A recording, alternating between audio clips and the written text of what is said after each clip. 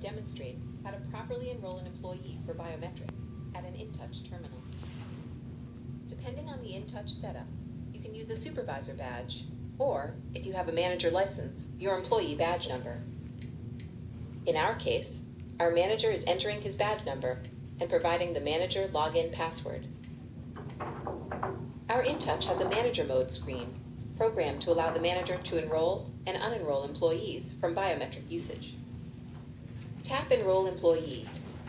Swipe the employee badge or key in the badge ID and tap Enter. If the InTouch rejects the ID, the person is not a home employee, or the employee information has not yet been downloaded. If the InTouch accepts the ID and the employee is already enrolled, tap Yes to re-enroll the employee, or tap No to return to the Manager Mode screen. If the InTouch accepts the ID and the employee is not already enrolled, you will be prompted to select a primary finger. For best results, use an index finger, ring finger, or middle finger. Avoid using a thumb or pinky due to the size and nature of the surface of those fingers. In our case, we want to enroll the right index finger, so tap the second square on the right hand. Now, have the employee gently slide the finger forward and against the ridge lock without touching the sensor area.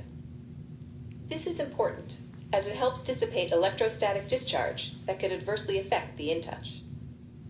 Once the ridge is lined up with the joint, drop the finger on the sensor and hold it on the sensor with firm pressure, but not too much. Remember, it's a sensor, not a button. Wait for the InTouch to indicate the enrollment is good. If there is a problem, the InTouch will sense if the employee should move the finger up, back, left, or right, and offer to retry the enrollment. If the enrollment was fair, you'll be given the choice to accept the best result of multiple attempts, select another finger, or retry the same finger. It is recommended you retry or choose another finger. Selecting Accept Best will register the highest scoring attempt. If the enrollment was poor, you'll be prompted to retry up to 3 times. After the third poor attempt, you'll be given an option to accept best. But be aware that if you're performing a biometric identification enrollment, that accepting a poor enrollment will require the employee to swipe their badge every time they use the terminal. Once the enrollment is good, the InTouch will need to verify the captured enrollment and will present the enrollment screen again. Ask the employee to place the same finger that was just enrolled on the sensor in the same manner. If the verification is successful, the InTouch accepts the enrollment. Again, any problem with the verification results in a warning and options for a retry. After a successful enrollment of the primary finger, tap Yes or No to enroll another finger as an alternate. It is recommended to enroll a second finger in the event the primary finger is damaged and cannot be used to match the template captured during enrollment. Since you have already enrolled the right index finger, this time enroll the left index finger. Again, have the employee slide the chosen finger forward on the ridge and drop the core of the finger down on the sensor. However, this time your employee did not drop her finger in the center of the sensor.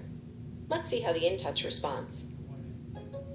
The terminal displays the core locator on the screen and shows that the finger core needs to move down and to the right. Using the feedback on the screen, retry the enrollment with a repositioned finger. This time the enrollment was good. Just as with the primary finger, you'll need to test the enrollment of the secondary finger.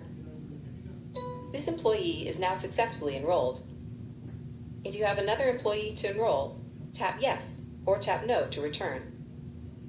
Remember, newly captured biometric templates will only be available on other devices after the next scheduled device updates.